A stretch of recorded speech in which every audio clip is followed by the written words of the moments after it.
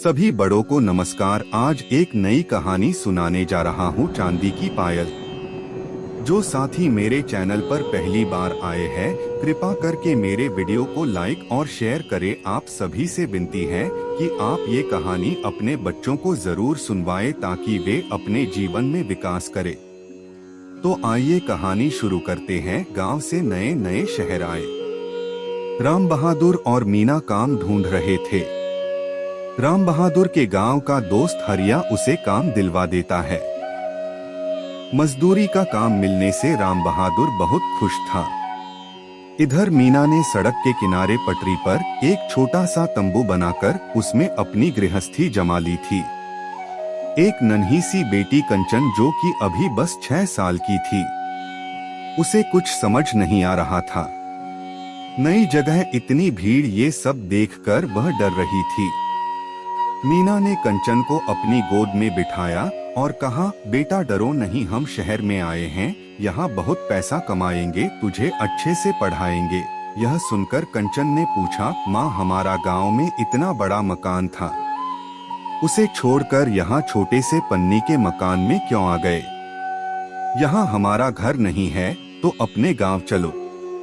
कंचन की बातों का मीना के पास कोई जवाब नहीं था।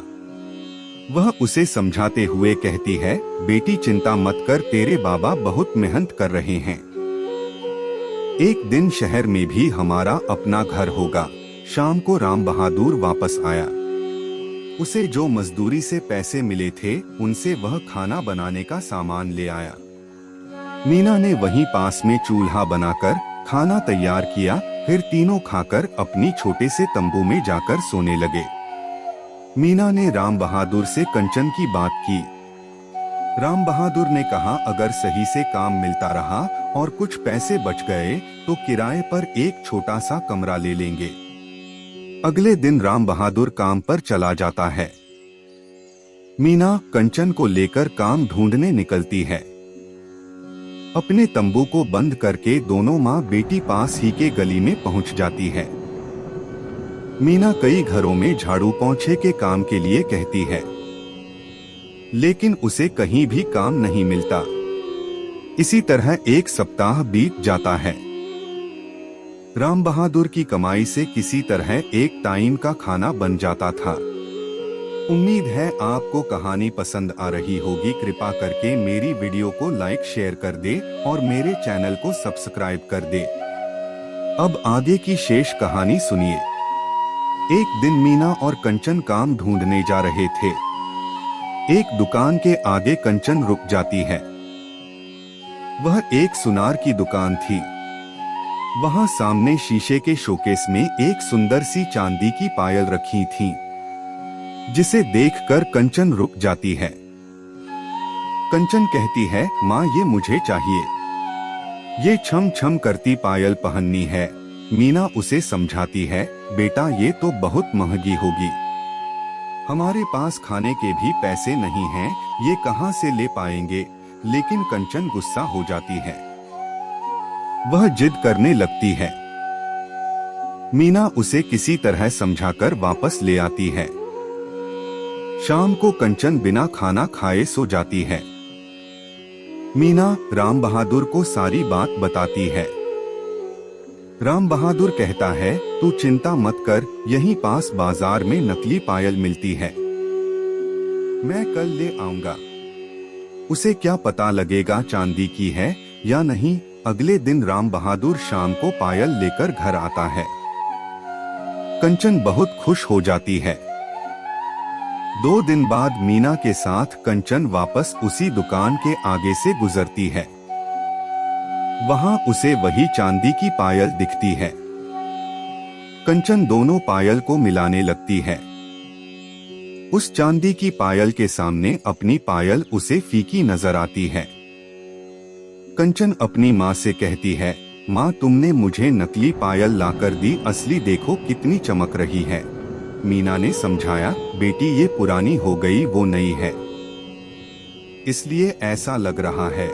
लेकिन कंचन को मीना की बात पर विश्वास नहीं होता। वह फिर से गुस्सा होकर घर आ जाती है। शाम के समय राम बहादुर घर वापस आता है। राम बहादुर कहता है, सुन, मुझे एक जगह काम मिल गया और रहने की जगह भी। साथ ही मेरे सेठ के घर में मैंने तेरे लिए भी बात कर ली है। उनके ही घर में रहेंगे और काम करेंगे। मीना कंचन के सो जाने के बाद राम बहादुर को सारी बात बताती है। राम बहादुर कहता है, चल देखते हैं, पहले ये काम तो हो जाए। अगले दिन तीनों सेठ के घर पहुंच जाते हैं।